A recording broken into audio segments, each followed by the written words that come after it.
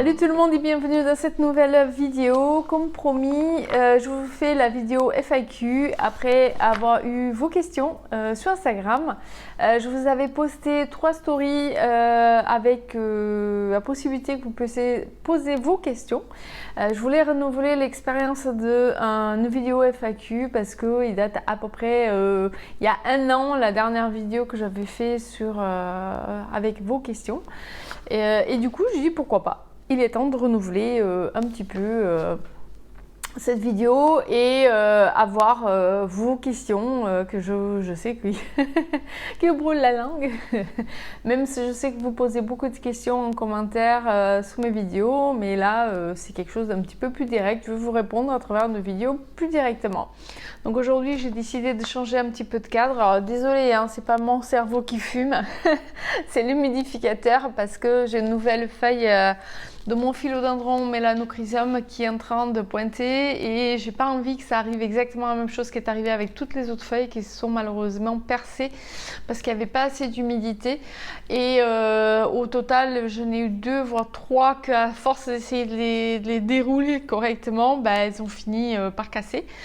Donc cette fois-ci je ne veux pas toucher mais je le fous au moins tous les 2-3 jours l'humidificateur comme ça. Changeons de sujet, je vais répondre à vos questions et je vais essayer de donner vos noms Insta. Désolée, mais il y a certains, c'est hard à prononcer, mais je vais essayer de dire et comme ça je vous réponds directement aux questions. C'est parti. Donc première question, je vous ai pas mis dans l'ordre parce qu'il y a eu 3 stories, donc je les ai prises au fur et à mesure. Je crois que j'ai une visiteuse. Hey Lilou. Tu dis bonjour Lilou. Regarde, dis bonjour. Voilà. Allez, petit bisou. Tu vas faire la sieste? Oui? Ou tu veux rester avec moi? Oui. Parce que le problème, c'est qu'après, il y a des jaloux. Et j'en ai une qui s'affaisse là. Elle est toute molle, elle est toute soleil. C'est une bouillotte. Donc, on va commencer par la première question, qui est la question de Myriam. Je connais bien parce que je lui ai envoyé à plusieurs reprises des plantes. Donc, sa première question, c'est question personnelle. Est-ce que ton mari aime les plantes aussi? Ah non, alors. Aimer les plantes, il aime, il trouve ça joli. Bon, maintenant, s'en occuper, non. Ça c'est sûr et certain, il les laisserait toutes crever parce qu'il s'en fout réellement de ça. C'est pas du tout son intérêt, les plantes qui sont intérieures ou extérieures, il s'en fiche. Mettons la pelouse, il a tendance à arracher les plantes qu'il faut pas arracher, à croire, mais c'était de la mauvaise herbe, il me dit, alors pas du tout, mais non. Et après, il accepte au début, il a un peu de mal parce qu'il s'est fait envahir très très vite par au fur et à mesure beaucoup de plantes. Et il a compris que c'était une passion qui finalement s'avère utile parce que du coup ça a permis avec cette passion de créer des connaissances qui m'ont mené à mon poste actuel où je travaille. Donc il a compris que finalement c'était une passion saine, une passion intéressante et qui pouvait amener et donner autre chose que simplement mettre de l'argent là-dedans et point, ça s'arrête. Bon, finalement ça me permet de gagner de l'argent. Mais je dépense autant. Donc au final, non, c'est pas du tout son truc, les plantes. Alors là, c'est pas son truc. Mais il a gentiment fabriqué ma plantagère que vous voyez régulièrement dans mes vidéos, ce qui a été adorable parce que du coup, j'ai mes plantes qui sont super bien placées, elles sont super contentes. Vous voyez là, il y a un bon soleil, là, il y a eu le soleil de la matinée et il va tourner, il sera dans la fenêtre dans quelques temps, la fenêtre derrière et qui sont bien exposées. Donc, question suivante, je n'en ai pas beaucoup mais je sens que la vidéo va être longue. Question suivante, c'est de Phantom Astic. Où travailles-tu? Je viens pratiquement de répondre à cette question. Actuellement, je travaille dans une jardinerie près de chez moi. J'ai de la chance que j'ai pas beaucoup de route à faire finalement. Et c'est une jardinerie que je connais très très bien parce que j'étais très très bonne cliente. J'y allais très très très souvent. Et j'adore parce que c'est très familial, il y a une bonne ambiance, des plantes, je peux dire, de très bonne qualité. Et du coup, j'étais contente de pouvoir travailler de cet endroit-là que je connaissais déjà, que j'ai vu évoluer, avancer au fil des saisons, où pas mal de mes plantes viennent de là aussi. Et d'ailleurs, peut-être les plus belles plantes, entre guillemets, en taille, qui se portent à merveille, viennent de là-bas. Et du coup, ça fait plaisir de reprendre cette place que j'enviais.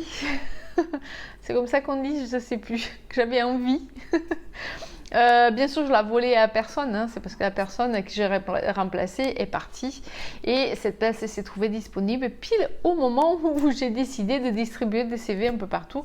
On va dire que le destin a écrit et que ça devrait se faire comme ça et c'est génial quoi, parce que c'est que du bonheur. Donc voilà, jardinerie. Alors je peux vous citer le nom de cette jardinerie parce que je l'aime, même avant déjà je vous avais mis un lien. Cette jardinerie, c'est un groupe, vous en trouvez un peu partout. J'avais déjà, avant même de travailler ce lien sous mes vidéos, sous le descriptif de mes vidéos, je vous avais déjà parlé à plusieurs reprises quand je faisais des hauls de plantes. Donc c'est Magasin Vert et voilà, je suis fière de travailler là-bas et j'essaie de faire de mon mieux.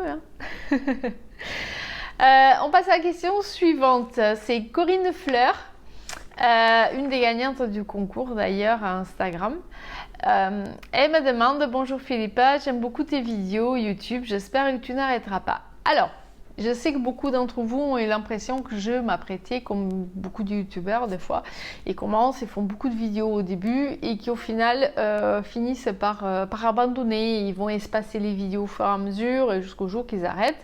Et pendant 6 mois, 1 an, on n'a plus de nouvelles. Voilà. Non, je compte pas arrêter. Promis. Sauf si vraiment quelque chose, je tape du bois. Non, non,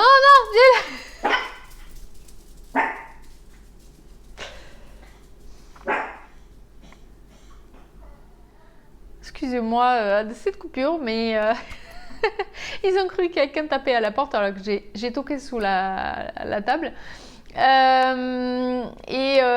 Donc compromis, non, j'arrêterai pas les vidéos sauf si vraiment quelque chose de grave arriverait, parce que j'aime faire ça, j'aime les vidéos, j'aime partager avec vous. Pour moi, plein de choses, de bonnes choses de faire ces vidéos.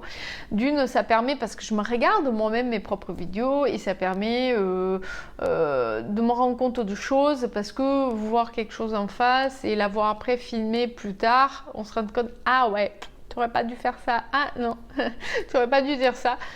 Et on évolue, ça nous permet d'évoluer dans la vie.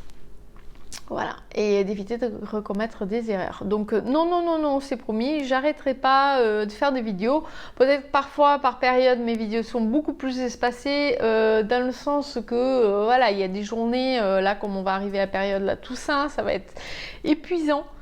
Les semaines ils vont être très longues, très épuisantes. On a énormément de travail. Noël, ça va être une période très très chargée en travail. Et au final, mon jour de repos, il y a des moments, c'est vraiment, j'ai eu des jours de repos, c'était presque une journée complète pour les plantes. Il faut bien que je m'occupe aussi de la maison, de la petite famille et que je me repose. Parce qu'il faut savoir que la jardinerie a des périodes en année où elle ouvre les dimanches. Donc il y a des dimanches que je travaille aussi. Donc c'est un jour en moins à reposer et à faire des choses à la maison. Mais voilà. C'est pour ça que je vais parfois passer 15 jours sans faire des vidéos, mais non, j'arrêterai pas, parce qu'entre temps, j'ai eu le temps, j'ai filmé, je prends le temps de les préparer. Des fois, le problème, c'est la connexion pour les télécharger, qui font que je décale les vidéos encore plus, mais voilà, j'arrêterai pas. Donc soyez rassurés. Prochaine question, c'est Fleur Power. Ah, j'adore. J'adore. Où as-tu trouvé ton nouveau chichi? Oui, parce que beaucoup d'entre vous, vous avez vu sur Instagram quelques photos de Stitch.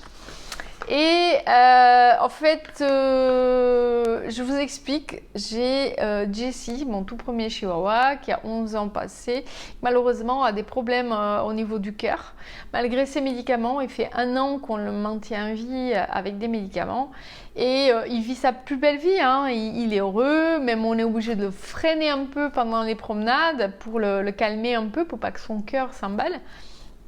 Mais il y a des périodes où ça va pas du tout, il est très mal, très affaibli.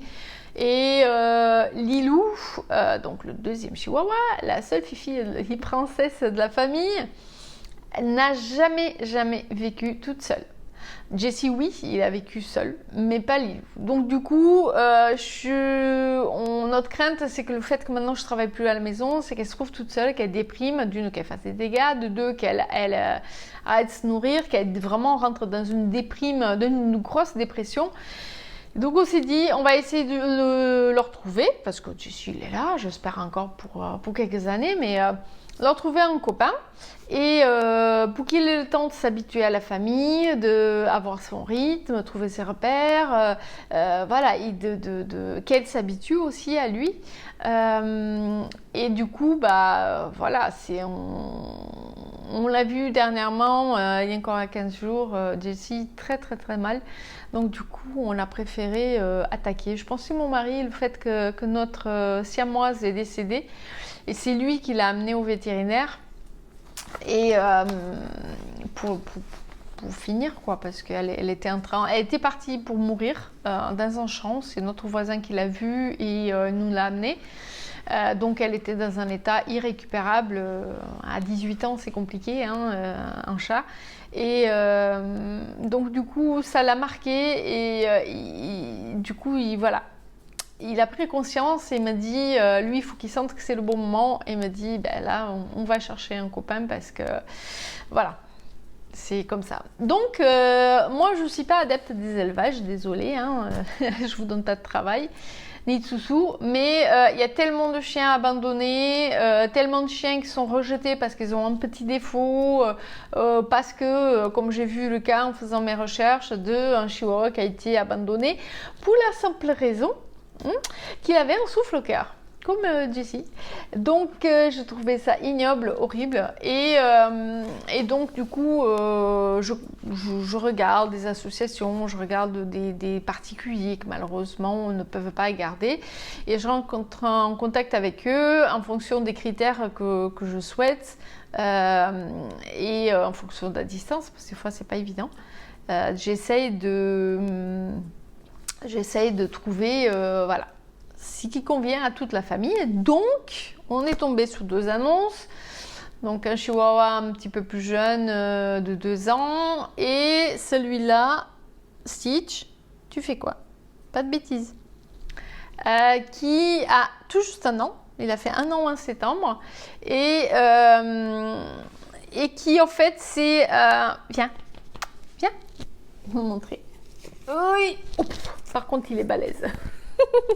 C'est le nouveau pitbull de la maison. Voilà. Voilà. Oh, bonjour, quelqu'un. Oh, bah oui. Donc, Stitch vient d'un élevage et quand il est né avec la queue cassée. Donc, il ne pouvait plus être... Oui, c'est le micro. Il ne pouvait plus être... obtenir le lof comme tous ses frères et sœurs. Et du coup, il a été donné à l'adoption. Voilà. Quelqu'un l'a récupéré et c'est une dame qui a une famille d'accueil. Donc, elle a beaucoup de chiens âgés. Oui, je sais que tu veux faire un câlin. Et résultat, lui, étant très jeune et très speed, il embêtait tout le monde. Donc, et du coup, il n'avait pas de copains et copines pour jouer de son âge. Donc, du coup, la dame a décidé de mettre une annonce pour qu'une famille puisse l'adopter et s'en occuper de lui. Donc, il a une petite oreille cassée. Ça, c'est un chihuahua, un grand chihuahua. Il faut savoir que les chihuahuas, ils peuvent être grands. Les vrais au Mexique, ils sont généralement très grands. Et il a la couleur bleue.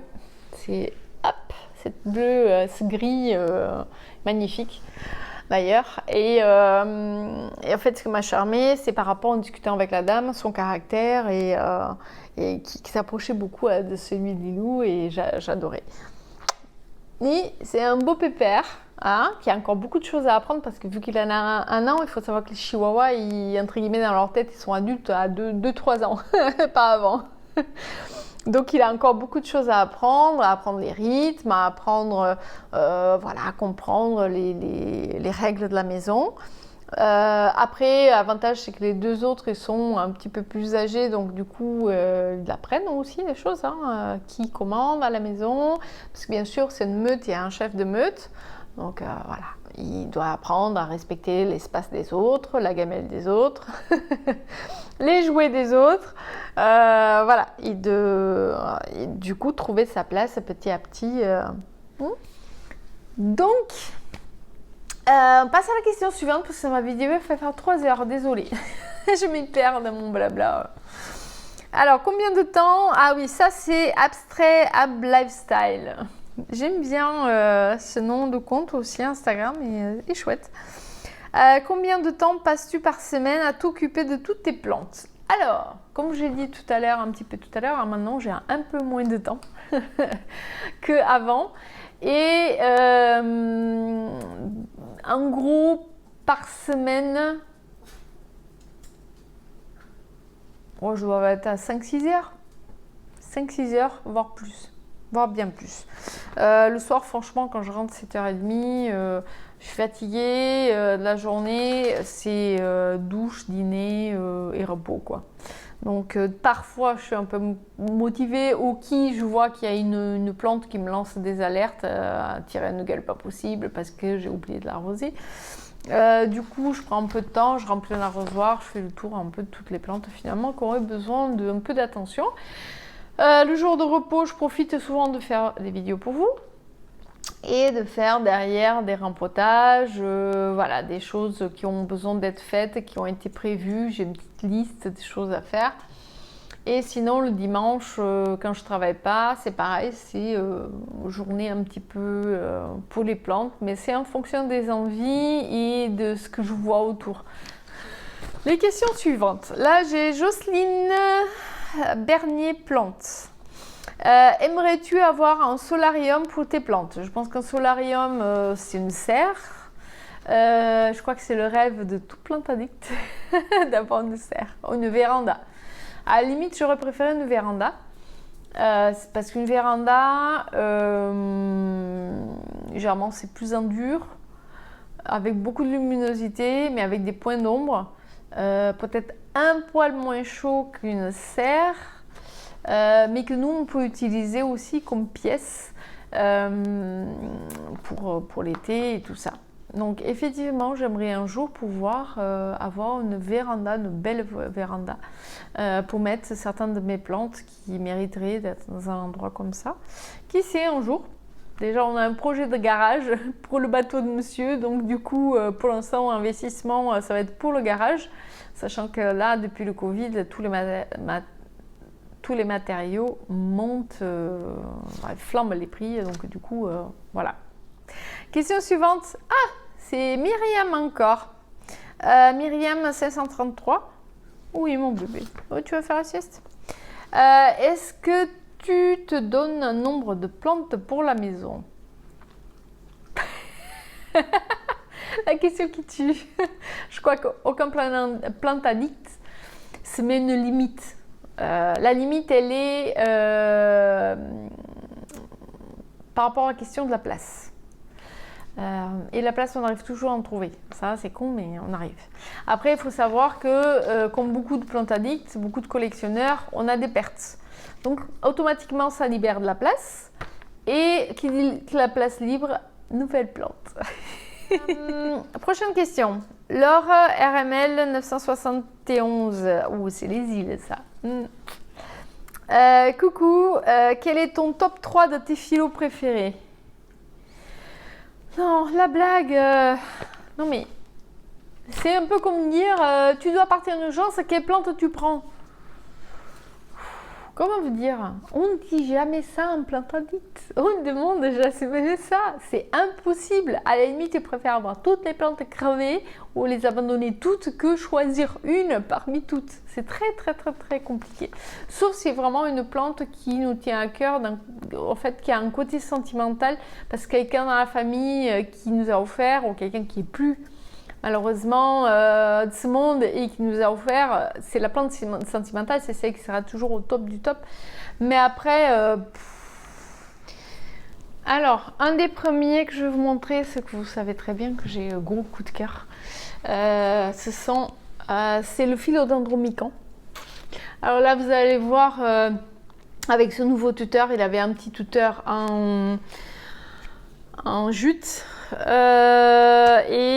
C'était pas top et pas assez grand pour lui, hein, il arrive au bout, donc là je l'ai rempoté dans un nouveau pot et avec la même taille du pot où il était en terre cuite, hein, pour pas que ça le chamboule trop, et je l'ai accroché entièrement sous le tuteur, vous voyez que j'ai fait maison.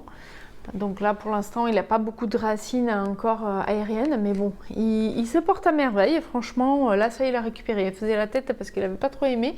Il y a encore des feuilles un peu à l'envers qui doit les retourner pour chercher la lumière. Mais voilà, vous voyez, c'est toute beauté, ça. C'est un peu humide parce qu'il est derrière, tout juste derrière avec l'humidificateur. Et mon deuxième mikan que vous connaissez, je vous avais déjà montré, donc celui-là que j'ai laissé en retombant, qui n'arrête pas de pousser. Donc là, c'est la période des feuilles, c'est l'automne, hein, des feuilles jaunes un peu. C'est tout à fait normal, hein. Toutes mes potoses et tout, ils font des feuilles jaunes dans cette période. Donc il me fait même des nouvelles pousses à l'intérieur, voilà. Et là, celle-là, elle était partie à s'accrocher sur le mur, hein, de toute façon. Et donc, il pousse. Avec autant de branches que de racines aériennes. Hein, et vous voyez, hop. Là, lui, il est à la plantagère. Au fur et à mesure, il monte d'étage parce qu'il devient tellement long que je fais monter. Mais j'ose même pas le couper pour le bouturer. J'ai plein de boutures, j'avais déjà coupé, j'ai plein de boutures dans la serre qui ont un petit peu de mal à prendre. Mais voilà, peut-être je vais le ressemer un peu, il pourrait étoffer un petit peu plus. Et vous voyez, toujours aussi magnifique. Ça, c'est la plante que je pourrais avoir en 50 exemplaires. Tellement c'est une de mes préférées. Des rares que on les voit en photo et quand on la voit en vrai, on n'est pas déçu du tout. Le seul rêve maintenant, ce serait qu'il me fasse des grosses feuilles comme dans la nature. Ce qui est possible dans le mode grimpant. Dans le mode retombant, je trouvais qu'à un moment donné, il a fait aussi quand même des feuilles d'une jolie taille. Donc, à voir. Il a espacé un peu la pousse parce qu'il a manqué un petit peu de lumière, mais voilà. Donc ça, ce serait un premier niveau, hein, des préférés. Un autre qui est dans le top 3 de mes philodendrons. Peut-être pour vous, c'est pas le plus beau. Vous aurez pensé que j'avais parlé de Mélanochrysum. Il est très beau, mais j'ai toujours peur de m'attacher aux plantes très compliquées. Et une qui m'a toujours super bien rendue, que j'ai cherché longtemps, elle était toujours très chère parce que c'était très recherché, c'était une nouveauté, et qui me le rend toujours bien et que du coup je l'ai trouvé une copine. Et que j'ai décidé d'ailleurs d'éloigner de la fenêtre parce qu'il était là en plein ouest, il me faisait des feuilles blanches sur feuilles blanches. Le problème, c'est qu'elle pourrissait très vite et donc du coup, je me trouvais avec un tronc qui était en train de se dénuder. Et donc du coup, je l'ai décalé et avec un peu moins de lumière, il m'a refait des feuilles avec du vert et du coup, des feuilles qui vont tenir. Et je l'ai rempoté dans son nouveau pot. En terre cuite cette fois-ci pour lui. Donc c'est mon birkin. Donc la partie la plus blanche ici que vous voyez, c'est le tout premier pied. Voilà. On va qui un petit peu dénudé ici au fur et à mesure de ces feuilles blanches. Et là, ça y est, il me fait des feuilles avec à nouveau un petit peu de vert, mais très clair, hein, de toute façon. Et ça, c'était la dernière qui avait vraiment beaucoup de blanc. Et vous voyez, la partie blanche est en train de marronner, mais il reste la partie qui est verte. Tant que c'est vert, il tient. Et je l'ai rajouté un pied double, parce qu'il y avait 2 dans le pot, d'un autre Birkin qui lui ressemble énormément, parce que le mien, il a les taches comme ça, un peu, vous voyez, décolorées, que ça fait du marron derrière. Et que c'est exactement le même. Je voulais pas parce qu'il y a des versions plus vertes, plus foncées. Et je voulais une qui soit exactement au pied que j'avais. Et comme ça, il a l'air un peu plus massif et plus ce tronc tout seul qui penchait un peu, qui était moche. Et là, ça fera une très très belle plante. Vous voyez. Voilà, ça, celui-là, c'est une petite fierté. Et même c'est devenu un philodendron banal, on va dire. Pour moi, il reste un très très joli philodendron que j'aime beaucoup. Et qui est dans ma liste des top 3. Voilà pourquoi je me suis occupée de lui comme il faut. Donc, je vais essayer de le soulever. Hop. Vous voyez la grosse bête. Donc là, le pot il est appuyé sous mon genou. Donc c'est mon philodendron astatum. Cette grosse bête, je l'avais trouvé dans une jardinerie et il était en prix bradé parce qu'il n'était pas très beau, les gens ne s'intéressaient plus. Et du coup, j'étais toute contente d'en trouver parce que j'avais qu'un tout petit. Et ça, c'est un des rejets. Et il me fait des feuilles. Celles-là, elles sont petites encore. D'ailleurs, il me fait des feuilles un petit peu plus petites maintenant parce que du coup, comme il était pompé par les vampires d'acariens, donc du coup, ça l'a épuisé. Mais sinon, il me faisait des super feuilles. Mais là, il va falloir retraiter à nouveau. Ah bah oui. Il faut savoir que quand vous avez une plante qui a été malade ou qui est mal en point et qui a subi des attaques, c'est très compliqué de s'en débarrasser parce que les parasites savent très bien qu'elle est mal en point et qui met du temps à récupérer. Et du coup, ils s'attaqueront toujours à la même. J'ai le même cas pour mon philodendron White Princess, que j'ai dû le massacrer. Ouais. Et je vous en montrerai dans une vidéo. Mais il est vivant, hein. Il y a toujours tout ce qu'il faut. Mais là, il est dans la serre. Parce qu'avec l'humidité, les acariens, ils n'aiment pas ça. Et à part les thrips. Donc les cochenilles, les acariens, ils n'aiment pas l'humidité. Les thrips, par contre, ils vivent leur plus belle vie avec l'humidité et la chaleur. Donc du coup, j'ai mis là-dedans pour traiter les thrips encore avec du traitement chimique, ça va très bien. On arrive à bien gérer. Et j'arrive pas à resserrer. Et donc du coup là il va falloir que je retraite, je peux pas le mettre dans une serre, voilà pourquoi ça serait intéressant d'en avoir une, mais seule chose c'est de traiter de temps en temps, et là il va falloir que je le fortifie avec de l'engrais pour essayer de le garder parce qu'il continue à me faire des feuilles, hein. Ça c'est une nouvelle feuille. Et là, plus je regarde et plus je commence à voir encore l'étendue de l'attaque. Ça recommence à fond. Donc vu que là il fait bon, il va falloir que je le mette dehors, le traiter. Et le traiter avant que ça soit trop tard. Désolée parce que j'étais en train d'écraser un chien. Allez, je vais descendre parce qu'il est énorme.